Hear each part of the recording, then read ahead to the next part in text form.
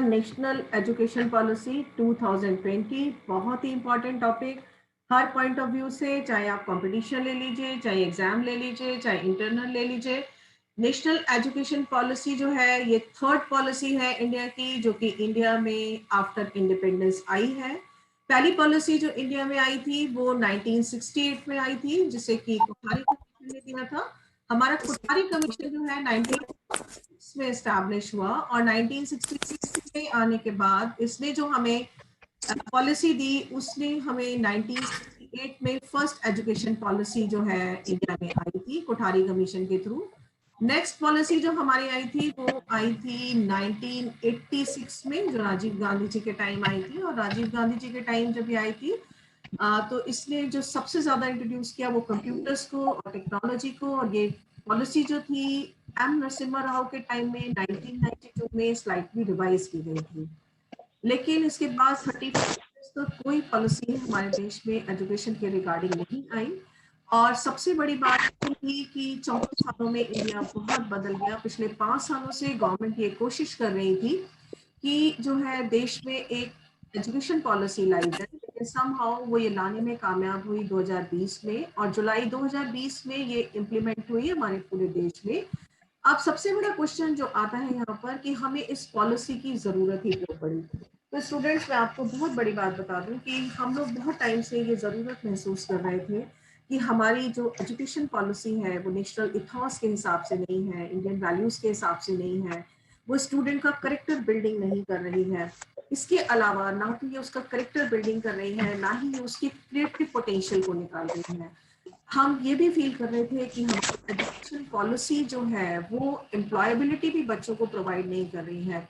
एक रिपोर्ट के अनुसार हमारी जितनी भी अभी जो लेटेस्ट रिपोर्ट आई थी उसके हिसाब से हमारे 56.4% बच्चे ऐसे हैं जो अनएम्प्लॉयबल हैं या अनएम्प्लॉयमेंट के एम्प्लॉयबल होने के लायक ही नहीं है। कुछ रिपोर्ट तो इसे 75% तक कहती है, लेकिन 56% बच्चे हमारे एम्प्लॉयबिलिटी के लायक ही नहीं है। तो हमारी जो ये एजुकेशन पॉलिसी थी प्रैक्टिकली हमें कुछ भी ऐसा ठोस प्रोवाइड नहीं कर पा रही थी, और समय के हिसाब से इसमें चेंज करने की बहुत ज्यादा जरूरत थी।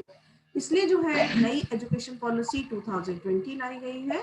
इस पॉलिसी की सबसे बड़ी विशेषता यह है कि इसे तैयार किया है डॉक्टर के कस्तूरी रंगन ने, जो इसरो के चीफ हैं। इनके अंडर में एक 9 मेंबर की कमेटी थी जिसने इस पॉलिसी को तैयार किया है। सबसे अच्छी और इम्पोर्टेंट बात यह है कि इस पॉलिसी को तैयार करने में 2.5 लाख ग्राम पंचायत, 6600 ब्लॉक्स और 676 डिस्ट्रिक्ट में की मदद ली गई है, तब जाकर ये पॉलिसी तैयार हुई है। इसके बाद इसके ड्राफ्ट को जो है 2019 में पब्लिक के लिए पोस्ट किया गया था कि पब्लिक उसके ऊपर अपने सजेशंस दे सकती थी। और आपको जानकर ताज्जुब होगा कि इस ड्राफ्ट के ऊपर गवर्नमेंट को 2 लाख सजेशंस इस कमेटी को मिले, जिसके ऊपर ये वर्क किया गया। और इस कमेटी ने जब वर्क किया तो उसके बाद जो है फाइनली ये जो ड्राफ्ट आया, जो पहला ड्राफ्ट था वो शुरू इनिशियल ड्राफ्ट 300 पेजेस का बना, फाइनली ये हमें 66 पेजेस के रूप में फाइनल ड्राफ्ट आया। एंड फाइनली जो है 34 इयर्स के बाद जुलाई 2020 में जो है नेशनल एजुकेशन पॉलिसी 2020 को गवर्नमेंट ने लागू किया पूरे देश के अंदर। इसका ये जो पॉलिसी है वो इसलिए लानी भी जरूरी हो गई थी क्योंकि हम एसडीजी गोल को साइन कर चुके हैं 2015 में।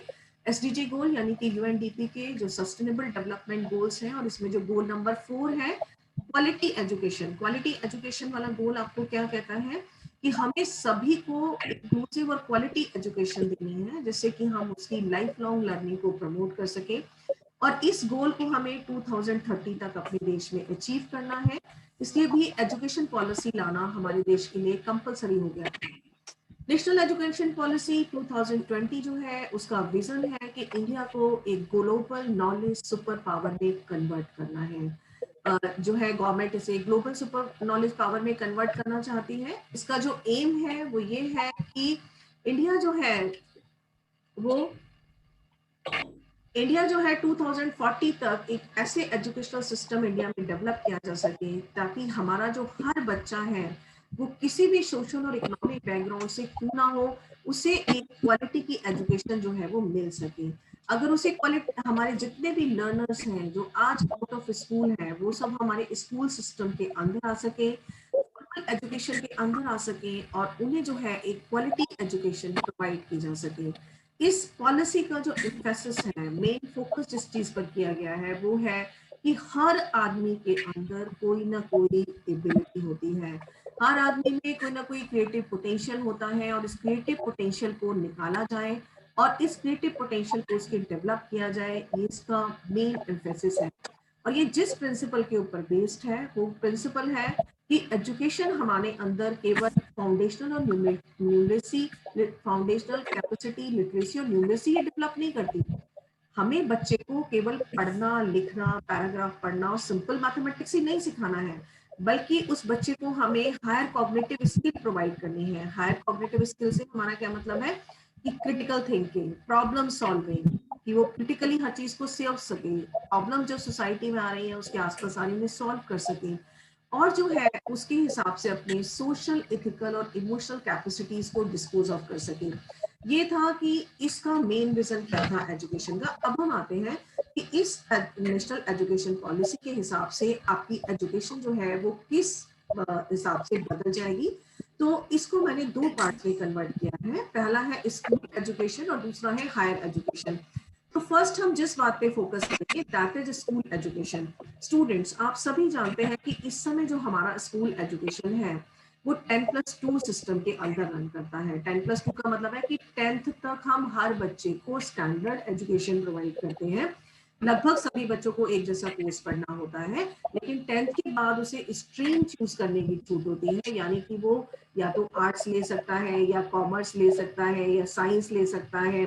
साइंस में भी उसे मेडिकल में जाना है या फिर उसे जो है इंजीनियरिंग में जाना है, यहाँ पर वो अपनी स्ट्रीम चूज कर सकता है। लेकिन टिल 10th उसे ऐसा करने की कोई भी छूट नहीं है और उसे स्टैंडर्ड फॉर्मेट की पढ़ाई पढ़नी पड़ती है।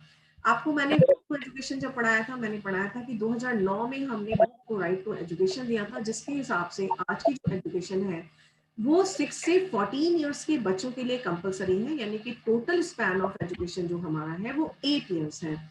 लेकिन अगर आप नेशनल एजुकेशन पॉलिसी 2020 को देखिए तो जो नया स्ट्रक्चर आया है दैट इज 5+3+3+4। इसका क्या मतलब हुआ कि टोटल एजुकेशन जो है हमारी 5 दिन 8 दिन 11 4 15 सालों के अंदर कन्वर्ट हो गई है। और अब 3 साल से 18 साल तक के हर बच्चे को स्कूल एजुकेशन प्रोवाइड की जाएगी। यानी कि पहले जो एजुकेशन का स्पैन केवल 8 साल था, अब वो कितना हो गया 15 साल। अब 15 साल ये कैसे बढ़ा? 3 साल तो शुरू में हमने बढ़ा दिए, क्योंकि पहले 6 साल का बच्चा स्कूल में आता था, लेकिन अब जो है 3 साल का बच्चा स्कूल में आएगा। दूसरी बात, पहले जो है 14 साल तक बच्चे के लिए एजुकेशन कंपलसरी थी, यानी कि टिल 8th क्लास। लेकिन नई एजुकेशन पॉलिसी ये कहती है कि अब हर बच्चे को 12th क्लास तक एजुकेशन करनी कंपलसरी है, यानी कि हर बच्चा मिनिमम 15 साल तक की एजुकेशन जरूर लेगा, फॉर्मल एजुकेशन लेगा। अब इसको किस तरीके से डिवाइड किया गया है, तो इसके लिए मैंने इसको बिल्कुल फॉर्मेट में डिवाइड किया है। जो इसमें पहला स्ट्रक्चर है that is of 5 years. 5 years को हमने दो पार्ट में डिवाइड किया है। First is 3+2। 3 का मतलब है वो प्रिपरेटरी क्लास जिसमें कि बच्चा प्ले वे में जाता है, और 2 का मतलब है क्लास 1 और 2। इसके बारे में डिटेल में मैं आगे पढ़ाऊंगी आपको। 3 का मतलब है क्लास 3 to 5th, यानी कि क्लास 3rd से 5th क्लास तक। अगले 3 साल बच्चा 6th to 8th क्लास में जाएगा। 3 to 5th का मतलब है कि 8 से 11 साल का बच्चा। 6 to 8th का मतलब है कि 11 से 14 साल का बच्चा। और 9 to 12 का मतलब है कि आपका 15 साल से 18 साल तक का जो बच्चा है, 14 साल से 18 साल तक का जो बच्चा है, वो आपका 9 to 12 की एजुकेशन में जाएगा। अब हम इसको डिटेल में पढ़ते हैं कि फर्स्ट 5 सालों में बच्चा हमारा क्या क्या पढ़ेगा। देखिए, जब बच्चा ये एक्चुअली एजुकेशन इस रिसर्च के ऊपर बेस्ड है, जो रिसर्च ये कहती है कि बच्चे के लिए शुरुआती 6 साल जो है वो सबसे इंपॉर्टेंट होते हैं लर्निंग पॉइंट से, क्योंकि शुरुआती 6 साल वो होते हैं जिसमें उसका सबसे ज्यादा ब्रेन का डेवलपमेंट होता है। ब्रेन के डेवलपमेंट का मतलब है कि बच्चा सबसे ज्यादा जो है वो इसी पीरियड में सीखता है कि कहाँ पे उसका लर्निंग हो रहा है, और सबसे ज्यादा ब्रेन डेवलपमेंट उसका यही होता है। तो ये एजुकेशन पॉलिसी ये कहती है कि बच्चे को 6 साल में नहीं, बल्कि हमें 3 साल के अंदर स्कूल के अंदर लेकर के आना है। और जो है 3 साल से 8 साल जो है ये उसकी फाउंडेशन लर्निंग की होंगी। फाउंडेशन लर्निंग को अगेन इन्होंने दो पार्ट्स में डिवाइड किया है। पहला है प्री स्कूल की, जैसे हम आजकल प्राइवेट में तो बच्चे हमारे प्ले वे स्कूल्स में जाते हैं 3 साल के लिए, या हम उसे कहते हैं प्रेप एलकेजी यूकेजी। कई स्कूलों में प्रेप एलकेजी यूकेजी का भी स्ट्रक्चर है, तब बच्चा क्लास और 1-2 में आता है। लेकिन गवर्नमेंट ने इसको एक यूनिफॉर्म स्ट्रक्चर दिया है कि 3 साल तक बच्चे जो है फाउंडेशनल लर्निंग करेंगे। ये 5 साल हमारे फाउंडेशनल लर्निंग के हैं। इसमें बच्चा सिर्फ स्कूल आएगा, खेलेगा, खाएगा और जाएगा। तो 3 साल उसे आना है, खेलना है, खाना है। बेसिकली इसका पर्पज ये है कि बच्चों को स्कूल आने में जो डर लगता है पहली क्लास में, जब बच्चा डायरेक्टली स्कूल आता है तो बहुत रोना शुरू कर देता है स्कूल के नाम से, उसको बुखार आ जाता है, पेट दर्द हो जाता है, सिर दर्द हो जाता है। बच्चा स्कूल आने से डरे नहीं। बच्चे को हम शुरू में ही स्कूल ले आएंगे और इस दौरान उसका कोई भी एग्जाम नहीं होगा। क्लास 1 और 2 पहले 3 साल प्लेवे मेथड से वो सीखेगा, 1 और 2 उसके फाउंडेशनल लर्निंग के होंगे। लेकिन इन 5 सालों में जो इम्पोर्टेंट बात आएगी वो होगी नो एग्जाम। हम बच्चे का कोई भी एग्जाम नहीं लेंगे 8 साल तक। उसको सिर्फ जो है एक फाउंडेशनल लर्निंग सिखाई जाएगी। वो स्कूल आए, स्कूल को आके एंजॉय करे और एंजॉय करके चला जाए। और इसके लिए फोकस होगा हमारा early childhood care and education पर। गवर्नमेंट ईसीसीई को डेवलप करेगी। ईसीसी आंगनवाड़ी केंद्र हमारे इतने स्मार्ट बनाए जाएंगे, इतने अच्छे बनाए जाएंगे, वहां पे अर्ली चाइल्डहुड केयर और एजुकेशन दी जाएगी। तो प्रैक्टिकली बच्चा जो है वो यहाँ पर आएगा अर्ली चाइल्डहुड केयर और एजुकेशन पे। यहाँ पे इस बच्चे को मिड डे मील मिलेगा। तो मिड डे मील कॉन्सेप्ट का भी विस्तार किया गया है। पहले इसमें केवल खाना मिलता था, लेकिन अब इसमें ब्रेकफास्ट भी मिलेगा। तो आपको ब्रेकफास्ट मिलेगा प्लस लंच मिलेगा। इसके बाद स्कूल में ही बच्चे का हेल्थ चेकअप भी होगा, बच्चा का हेल्थ कार्ड बनाया जाएगा। क्योंकि हमारा एक उद्देश्य और है, आप जानते हैं कि SDG goal 1 poverty and hunger, no hunger index पर हम सबसे हाई हैं और हमारे देश में सबसे ज्यादा स्टंटेड चिल्ड्रन है। मैंने आपको पहले भी ये बात बताई थी। और अंडरवेट चिल्ड्रन है। तो ये अंडरवेट और स्टंटेड चिल्ड्रन को रोकने के लिए यहीं पर बच्चे को मिड डे मील दिया जाएगा, प्लस उसका हेल्थ चेकअप किया जाएगा और उसकी ग्रोथ में जो भी प्रॉब्लम आ रही होगी उसको वहीं पर फॉलिक एसिड की गोलियां, उसको जो है पेट में कीड़ों की गोलियां या जो भी और जरूरत होगी उसको प्रोवाइड किए जाएंगे। इसके अलावा यहीं पर बच्चों का 100% इम्यूनाइजेशन भी किया जाएगा। जो बच्चे इम्यूनाइजेशन साइकिल में रह गए हैं या उनका और कोई इम्यूनाइजेशन होना है तो स्कूलों में ही उनका 100% इम्यूनाइजेशन कर दिया जाएगा।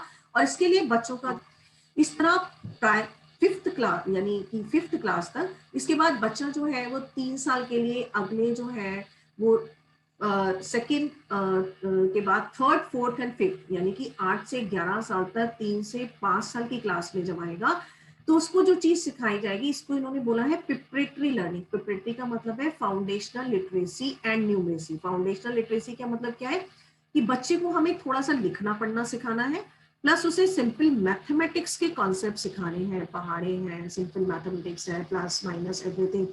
तो ये 3 to 5 का जो टाइम है, क्लास 3rd 4th एंड 5, इसमें बच्चे को प्रिपरेटरी लर्निंग दी जाएगी और प्रिपेयर किया जाएगा। और इसका मेन फोकस होगा फाउंडेशनल लिटरेसी एंड न्यूमरेसी के ऊपर। इस तरह से जो 5th क्लास तक है बच्चा न्यूमरेसी और लिटरेसी सीखेगा। इसके अलावा जो है उसका खेलना कूदना, cognitive development, effective development, psychomotor होगा। लेकिन इन सब में सबसे इंपॉर्टेंट चीज जो है कि ये सारा काम जो होगा वो अपनी मदर टंग में किया जाएगा। ये इस पॉलिसी की सबसे इंपॉर्टेंट बात है। क्योंकि अब तक क्या प्रॉब्लम थी हमारे स्कूलों में कि बच्चा जाता था लेकिन टीचर इंग्लिश में पढ़ा रहे हैं या किसी और लैंग्वेज में पढ़ा रहे हैं तो बच्चा उस लैंग्वेज को समझ ही नहीं पाता था, जिससे उसकी लर्निंग भी नहीं होती थी। तो गवर्नमेंट ने इस बात पे फोकस किया है कि जो भी लर्निंग आप कराओगे वो उसकी मदर टंग में होगी या उसकी अपनी ही लैंग्वेज में करानी पड़ेगी। और जो मेथड होगा आपका वो आपका जो है वो पूरा का पूरा मेथड जो है वो आपका सारा का सारा प्ले वे होगा, डिस्कवरी बेस्ड मेथड होगा और सारा का सारा एक्टिविटी बेस्ड मेथड होगा। तो इस तरीके से आप इस पर फोकस करोगे। और ये जो गोल है फाउंडेशनल लिटरेसी और न्यूमरेसी का, ये अचीव करना है हमें 2025 तक। स्टूडेंट इसको ईयर को जरूर याद रख लीजिएगा। यानी कि जो 8 साल तक की एजुकेशन है हमें सारे बच्चों को जो है लेकर के आना है। फाउंडेशनल वाली 8 साल तक की एजुकेशन जो है ये गोल हमें 2025 तक अचीव कर लेना है। इस समय 2021 चल रहा है, यानी अगले 4 सालों तक हर बच्चे को स्कूल में लेकर के आना है और उसे फाउंडेशनल लर्निंग यानी कि 1st और 2nd तक उन बच्चों को पढ़ाना है।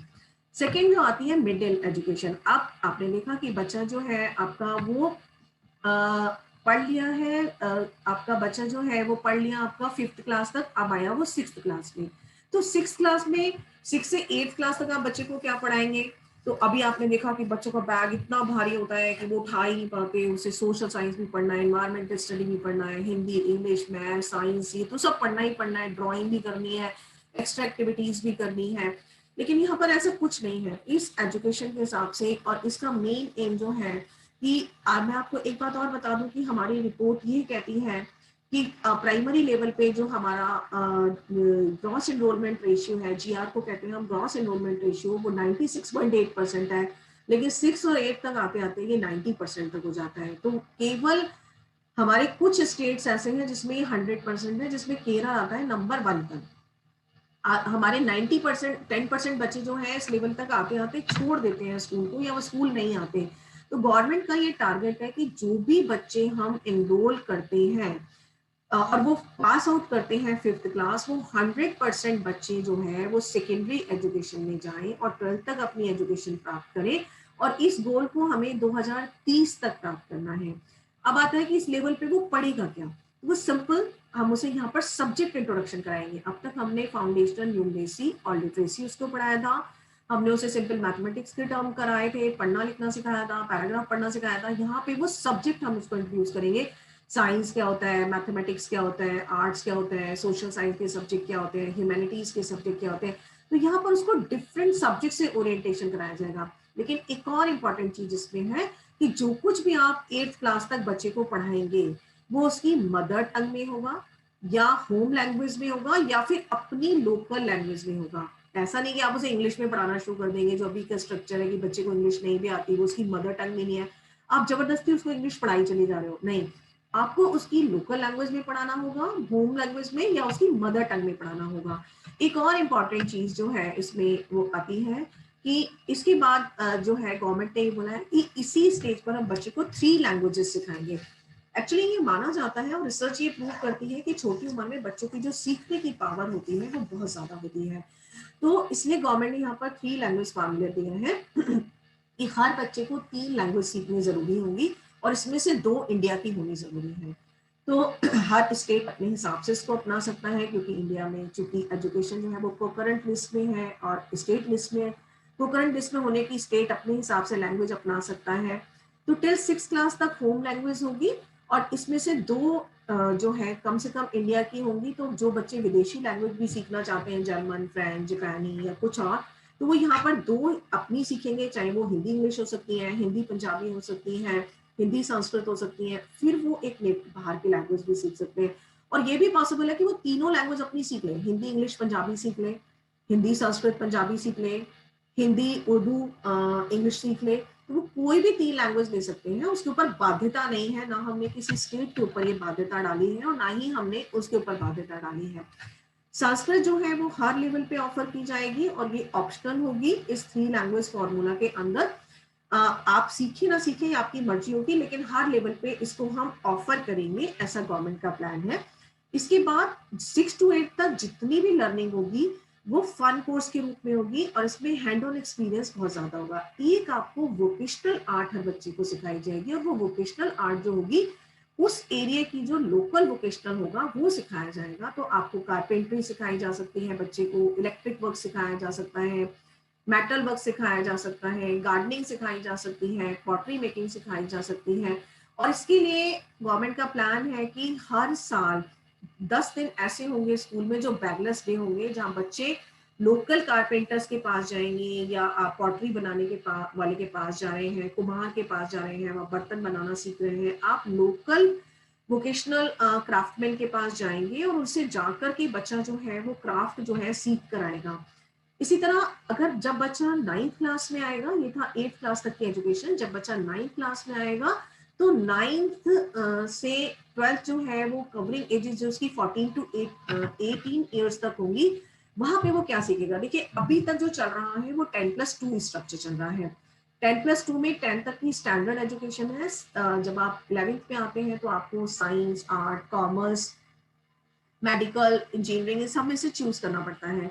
लेकिन इसमें क्या होगा कि 9th से ही आपके पास एक लिबरल एजुकेशन का चांस होगा। एजुकेशन जो होगी वो आपकी मल्टी डिसिप्लिनरी होगी, जिसमें ज्यादा जोर आपके रेक्टाफिकेशन पे ना दे करके इस बात पर दिया जाएगा कि आपने नॉलेज को कितना लर्न किया, आपका एप्लीकेशन पार्ट कैसा है, इसके ऊपर हम ज्यादा जोर देंगे। कोई भी सेपरेशन नहीं होगा, बिल्कुल लिबरल एजुकेशन होगी। आर्ट, कॉमर्स और साइंस का कोई भी आपके साथ सेपरेशन नहीं होगा। आप चाहे तो तीनों का कॉम्बिनेशन ले सकते हैं। मान लीजिए किसी बच्चे को अकाउंट्स अच्छा नहीं लगता, तो वो हो सकता है कि वो सेल्स का भी एक सब्जेक्ट ले ले, हो सकता है वो ड्राइंग ले ले, हो सकता है वो साइंस का बहुत सब्जेक्ट ले ले, हो सकता है आपको केमिस्ट्री अच्छी लगती हो तो आप केमिस्ट्री ले लें, हिंदी ले लें, और म्यूजिक अच्छा लगता है तो आप कोई भी स्ट्रीम चुन सकते हैं। तो यहाँ बच्चे को खुली छूट दी गई है। एक बिल्कुल लिबरल एजुकेशन है, जो इस समय आप अपनी मर्जी से सब्जेक्ट को चूज नहीं कर सकता बच्चा, उसको बिल्कुल खत्म कर दिया गया है। बिल्कुल लिबरल एजुकेशन है, कोई हार्ड सेपरेशन नहीं किया गया है, ना तो आर्ट, साइंस, कॉमर्स में, ना किसी और में, ना ही करिकुलर, एक्स्ट्रा करिकुलर और को करिकुलर एक्टिविटीज में। अभी आप देखिए स्कूलों में करिकुलर एक्टिविटीज अलग है, एक्स्ट्रा करिकुलर अलग है, को करिकुलर एक्टिविटीज अलग है। लेकिन ये एजुकेशन पॉलिसी कहती है कि ऐसा कोई भी हार्ड एंड फास्ट रूल हम जो है उसमें नहीं करेंगे। इंपॉर्टेंट चीज, वोकेशनल एजुकेशन। गवर्नमेंट का प्लान है कि बाय 2030 जब हर बच्चा ये सेकेंडरी एजुकेशन पूरी करके जाएगा, तो हमारे 50% बच्चों के पास, हर बच्चे के पास एक वोकेशनल एजुकेशन होनी चाहिए। 50% बच्चों के पास एक वोकेशनल एजुकेशन होनी चाहिए, ताकि, क्योंकि अभी हमारा अगर आप जीईआर देखोगे तो हमारे 56% बच्चे जो हैं वो 12th तक एजुकेशन लेते हैं, और उसके बाद के बच्चे हमारे हायर एजुकेशन में जाते हैं। तो जो 50% ड्रॉप आउट बच्चे करेंगे, उनके पास वोकेशनल एजुकेशन का कोई ना कोई स्ट्रीम होना चाहिए। इसी तरह आपको फ्लेक्सिबिलिटी दी गई है स्टूडेंट को एग्जाम्स में। अभी बोर्ड एग्जाम का बहुत प्रेशर होता है, 10th का एग्जाम है, 12th का एग्जाम है, बोर्ड्स है, पढ़ो पढ़ो पढ़ो पढ़ो। बोर्ड के एग्जाम होंगे, लेकिन साल में 2 बार होंगे। एक मेजर एग्जाम होगा और एक दूसरा इम्प्रूवमेंट एग्जाम होगा। आप पहला एग्जाम दे दीजिए, उसमें फेल हो जाते हैं, अच्छा नहीं कर सकते, तो आप दूसरा दे दीजिए, उसमें इम्प्रूवमेंट भी कर सकते हैं, आप इम्प्रूवमेंट के लिए भी वो पेपर दे सकते हैं। और सबसे इंपॉर्टेंट बात, इस एग्जाम में जो आपकी नॉलेज जज की जाएगी वो रिमोट लर्निंग से नहीं की जाएगी, जो अब तक होता है कि रट्टाफिकेशन, आपको एज इट इज डेफिनेशन लिखनी है, आपको एज इट इज कंसेप्ट लिखना है। नहीं, आपको ये देखा जाएगा कि उस नॉलेज का एप्लीकेशन आप करना जानते हैं या नहीं जानते हैं। तो ये सबसे इंपॉर्टेंट पार्ट होगा इसका। और इसका एम जो होगा वो एजुकेशन का, 12th तक के एजुकेशन का, वो केवल आपका कॉग्निटिव डेवलपमेंट नहीं होगा, बल्कि आपका पूरा होलिस्टिक डेवलपमेंट होगा लर्नर का, जिससे करेक्टर बिल्डिंग भी होगी और उसके अंदर सारी की सारी 21st सेंचुरी स्किल भी दी जाएंगी। तो कोडिंग भी आपको 6th क्लास से वो सिखाना शुरू कर देंगे, आर्टिफिशियल इंटेलिजेंस भी सिखाना शुरू कर देंगे, मशीन लर्निंग भी सिखाना शुरू कर देंगे। आपके पास सारे सब्जेक्ट की चॉइस होगी, आप कुछ भी सीख सकता है बच्चा, कुछ भी ले सकता है, उसका कोई हार्ड एंड फास्ट रूल नहीं है। अब तक क्या था, स्पोर्ट्स आपका एक सब्सिडरी सब्जेक्ट होता था, ऐसा अब नहीं होगा, वो आप एक कोर सब्जेक्ट या मेजर सब्जेक्ट के रूप में भी ले सकते हैं। अब आता है कि इम्प्लीमेंटेशन कैसे होगा इस स्कूल एजुकेशन का। मैंने पहले भी बताया कि ये मेरा लेक्चर 3 पार्ट में डिवाइडेड है, कि हमें इस एजुकेशन पॉलिसी की जरूरत कैसे पड़ी, इस पॉलिसी के अंदर है क्या, और तीसरा पार्ट इम्प्लीमेंटेशन कैसे होगा इसका। तो इसका जो प्राइमरी एजुकेशन वाला पार्ट मैंने आपको बताया, यानी कि till 5th class, primary education जो है, जो हमारी फाउंडेशनल लर्निंग वाली एजुकेशन है, जो कि 2nd क्लास तक है, वो आंगनबाड़ी के थ्रू दी जाएगी। और जो हमारी प्राइमरी स्कूल वाली लर्निंग है वो हमें दी जाएगी आपके प्राइमरी स्कूल्स के थ्रू। तो आपके पास आंगनबाड़ीज होंगे जो कि आपकी 2nd क्लास तक देंगे। इसके लिए आंगनबाड़ी वर्कर को जो है आपके स्ट्रॉन्ग किया जाएगा, और जो आंगनबाड़ी वर्कर आपके 12th क्लास तक पास है, जो 12th क्लास तक पास है, इनको एक सर्टिफिकेट कोर्स कराया जाएगा 6 मंथ का, और इन्हें जो है आंगनबाड़ी वर्कर्स को अपग्रेड करके टीचर्स में कन्वर्ट किया जाएगा। अगर आंगनबाड़ी वर्कर 12th पास नहीं है तो इनके लिए जो है 1 साल का सर्टिफिकेट कोर्स होगा, और 1 साल का सर्टिफिकेट कोर्स करके इनको अपग्रेड किया जाएगा, और बच्चे को कैसे पढ़ाना है, सिखाना है, हेल्थ कैसे मेजर करना है, कैसे उसका ध्यान रखना है आंगनबाड़ी केंद्रों पर, ये इनको सब कुछ सिखाया जाएगा।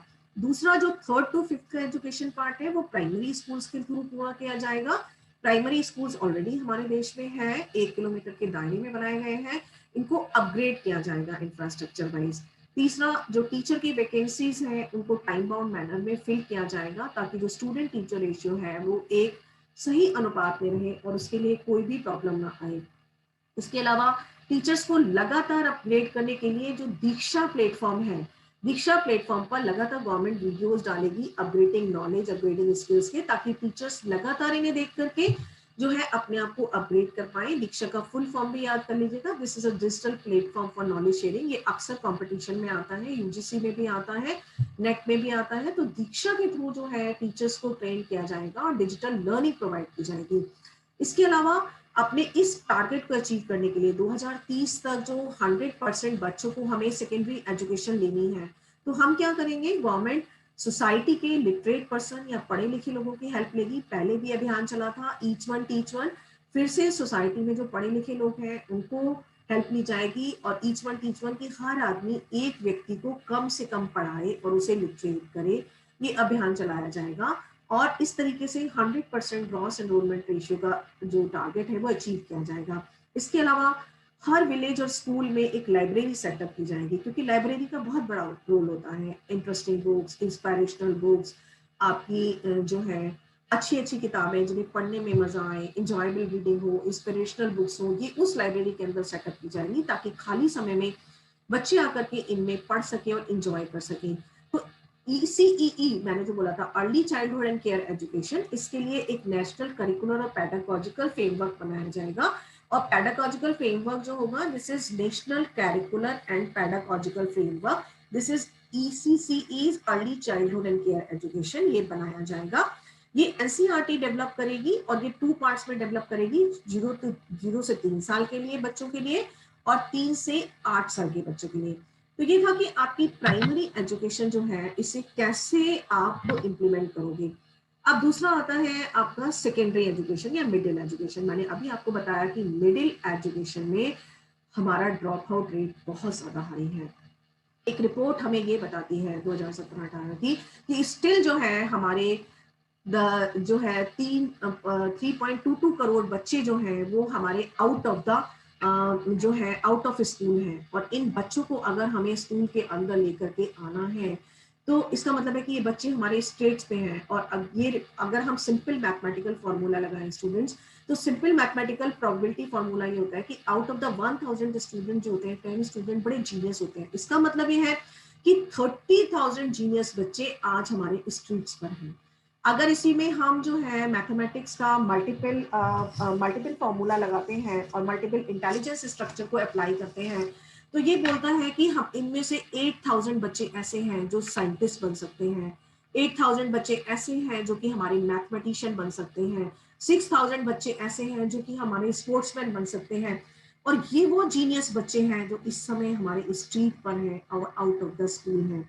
मेन फोकस है इन बच्चों को ट्रैक करना, क्योंकि हिस्ट्री हमारी ये बताती है कि कोई भी देश तभी आगे बढ़ सकता है, महान बन सकता है, जबकि ये जीनियस जो इस समय हमारे सड़कों पर हैं, ये हमारे जो है फॉर्मल एजुकेशन सिस्टम में आ जाए और इन्हें हम टैप कर पाए और इनको देश के लिए इस जो है इनकी ऊर्जा को देश के विकास में लगा पाए। तो इसको करने के लिए और इस काम को करने के लिए जो है गवर्नमेंट का अपना एक पक्का प्लान है कि ड्रॉप आउट रेट को रिड्यूस करने के लिए वो क्या करेगी। ड्रॉप आउट रेट को रिड्यूस करने के लिए सबसे पहले हर स्कूल का इंफ्रास्ट्रक्चर अच्छा बनाया जाएगा, इतना अट्रैक्टिव बनाया जाएगा कि बच्चे स्कूल आना चाहें। और इसके साथ साथ वहाँ ये इंश्योर किया जाएगा कि वहाँ पे टीचर्स स्कूल में अवेलेबल हो। और इसीलिए टाइम बाउंड टीचर जो है वो आपके आएंगे और उनका रिक्रूटमेंट होगा। तो सबसे पहला फोकस गवर्नमेंट का होगा अच्छे इंफ्रास्ट्रक्चर पे, ताकि उसकी स्ट्रॉन्ग अवेलेबिलिटी बनाई जा सके। दूसरा जो होगा कि अभी जो हमारे पास स्कूल है उन्हें अपग्रेड किया जाए, उन्हें इतना अट्रैक्टिव बनाया जाए कि बच्चे वहां आना चाहे। और दूसरा, क्वालिटी स्कूल्स ओपन किए जाए उन एरियाज में जहां पर कोई स्कूल नहीं है। मैंने पहले भी बताया था कि हमारा टारगेट है कि गवर्नमेंट का ये टारगेट है कि 1 किलोमीटर के अंदर एक प्राइमरी स्कूल होना चाहिए और 3 किलोमीटर के अंदर एक मिडिल स्कूल होना चाहिए। तो जहां पर ये टारगेट पूरा नहीं हो रहा होगा, तो नो एग्जिस्टिंग एरियाज में जो है क्वालिटी स्कूल बनाए जाएंगे। थर्ड थिंग जो होगा वो होगा कि सेफ और प्रैक्टिकल कन्वेंस प्रोवाइड किया जाए, स्पेशली लड़कियों को। 6 to 8 में लड़कियों का ड्रॉप आउट रेट बहुत हाई होता है और इसकी सबसे बड़ी वजह होती है कि उनके माँ बाप जो है उनकी सेफ्टी के पॉइंट ऑफ व्यू से उन्हें गांव से बाहर जाने नहीं देना चाहते। तो इसलिए प्रैक्टिकली लड़कियों को जो है एक सेफ और प्रैक्टिकल कन्वेंस प्रोवाइड किया जाएगा। बहुत से राज्यों में साइकिल प्रोवाइड भी की जा रही है as an incentive to girl education. इनके लिए हॉस्टल्स खोले जाएंगे ताकि लड़कियां वहां पर आके पढ़ सके। कस्तूरबा गांधी विद्यालय मैं आपको क्लास में भी बता चुकी हूँ, इस रिलेशन में एक बहुत अच्छा कंसेप्ट है, उनको स्ट्रेंथन किया जाएगा। इसके बाद एजुकेशन जो होगी दोनों वे में होगी, फॉर्मल में भी और नॉन फॉर्मल में भी। नॉन फॉर्मल का मतलब है कि जो बच्चे हमारे फॉर्मल स्कूल में नहीं आ पा रहे हैं, डेली स्कूल में नहीं आ पा रहे हैं, उन्हें हम नॉन फॉर्मल सिस्टम के थ्रू पढ़ाएंगे। नॉन फॉर्मल सिस्टम को कहते हैं हम ओडीएल। ओडीएल का मतलब है कि open distance learning schools. Open distance learning आपको पता है, और नेशनल ओपन स्कूल, ये एनआईएस का सिस्टम अभी भी चल रहा है और ओपन डिस्टेंस लर्निंग अभी भी चल रही है। इन बच्चों को उसके थ्रू पढ़ाया जाएगा और उसके थ्रू एजुकेशन दी जाएगी। इसके अलावा कम्युनिटी की हेल्प ली जाएगी, स्पेशली उस स्कूल से जो पढ़े पास आउट बच्चे हैं और बहुत अच्छी अच्छी जगह सेटल हो चुके हैं, यानी कि एलुमनाइज की हेल्प ली जाएगी।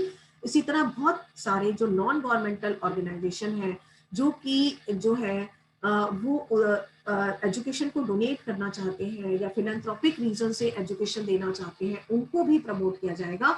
और गवर्नमेंट टारगेट कर रही है कि 2030 तक हम अपने 100% इनरोलमेंट को टारगेट कर पाए।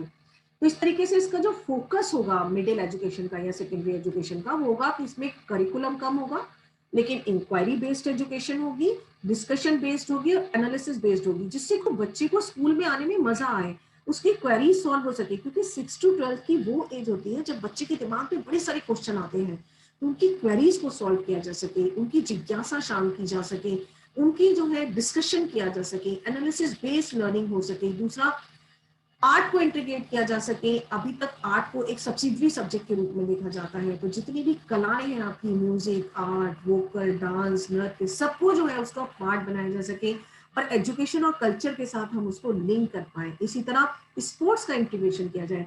अभी तक स्पोर्ट्स को एक सब्सिडरी सब्जेक्ट माना जाता है, लेकिन इस नई एजुकेशन पॉलिसी में स्पोर्ट्स को आप मेजर सब्जेक्ट के रूप में भी ले सकते हैं। अगर किसी बच्चे को कोई एक स्पोर्ट्स करना अच्छा लगता है, उसे स्पोर्ट्स एक मेजर सब्जेक्ट के रूप में ले ले, अदरवाइज इसे फिटनेस के रूप में भी लिया जाएगा और लॉन्ग लाइफ एटीट्यूड के रूप में भी अपनाया जाएगा।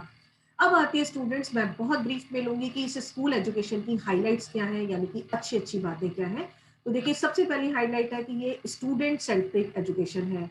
अब तक क्या था, बच्चे की कोई चॉइस हमारी नहीं थी, लेकिन ये एजुकेशन हमें स्टूडेंट सेंट्रिक बनाती है, यानी बच्चा वो पढ़ेगा जो वो पढ़ना चाहता है, ना कि वो जो कि हम पढ़ाना चाहते हैं। तो ये स्टूडेंट सेंट्रिक एजुकेशन होगी, जहां बच्चों को अपने सब्जेक्ट चॉइस करने की छूट होगी, जहां पर बच्चे लिबरल एजुकेशन ले पाएंगे। और ये जो एम है इसका, वो है कि बच्चे का संपूर्ण होलिस्टिक डेवलपमेंट किया जाए, इंटीग्रेटेड डेवलपमेंट किया जाए।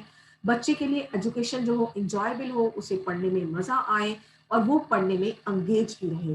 तो इसमें पूरा स्टूडेंट सेंट्रिक दिया गया है।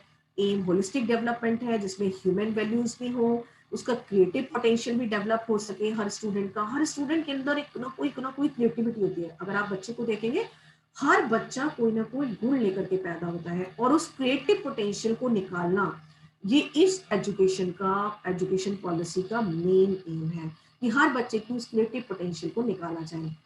इसके अलावा कंटेंट लेस किया जाएगा। तब आपका कोर्स स्ट्रक्चर जो है, कोर्स को कम किया जाएगा, लेकिन जो आपकी लर्निंग होगी वो प्रॉब्लम सॉल्विंग होगी, क्रिटिकल थिंकिंग पर बेस्ड होगी, डिस्कवरी ओरिएंटेड होगी, डिस्कशन बेस्ड होगी, एनालिसिस बेस्ड होगी। तो बच्चे को ताकि पढ़ने में मजा आए, वो प्रॉब्लम्स को सॉल्व कर जाए, प्ले वे मेथड होगा, जॉयफुल लर्निंग होगी, इंजॉयबल लर्निंग होगी, उसे स्कूल आने में मजा आएगा। एजुकेशन जो होगी ज्यादा लिबरल होगी, एक्सपेरिमेंटल होगी। मैंने कहा अभी बैगलेस डे की मैंने बात की, तो केवल 10 डेज बैगलेस डे नहीं होंगे, बहुत सारे डेज को बैगलेस बनाया जाएगा, जिसमें कि बच्चा आएगा स्कूल में और सिर्फ एक्टिविटीज को एंजॉय करेगा। एक्टिविटीज तो एक्सपेरिमेंटल लर्निंग इसमें होगी, लिबरल लर्निंग होगी, होलिस्टिक और इंटीग्रेटेड लर्निंग होगी।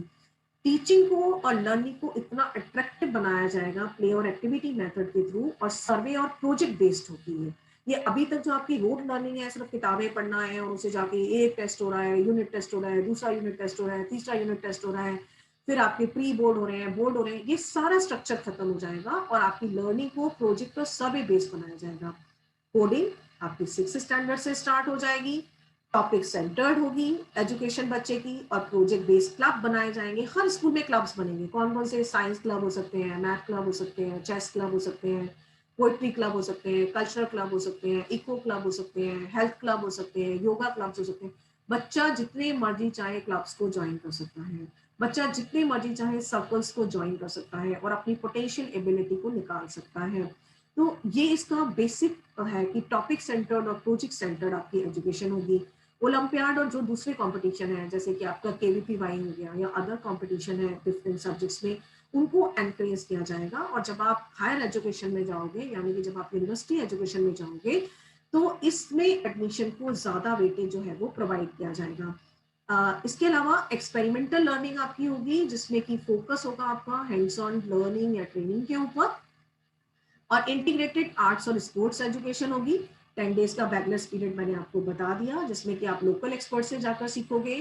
टीचिंग ऑफ लैंग्वेज जो होगा, yes this is important, teaching of language जो है वो गेम्स के थ्रू होगा।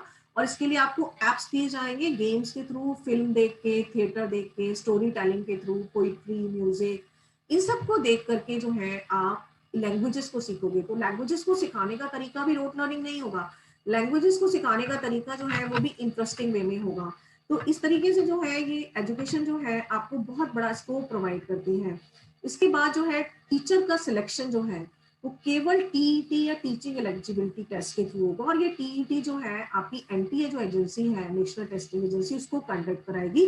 और टीईटी में पास करने के बाद आपको क्लासरूम डेमोन्स्ट्रेशन देना होगा या इंटरव्यू देना होगा, उसके थ्रू टीचर्स का सिलेक्शन होगा।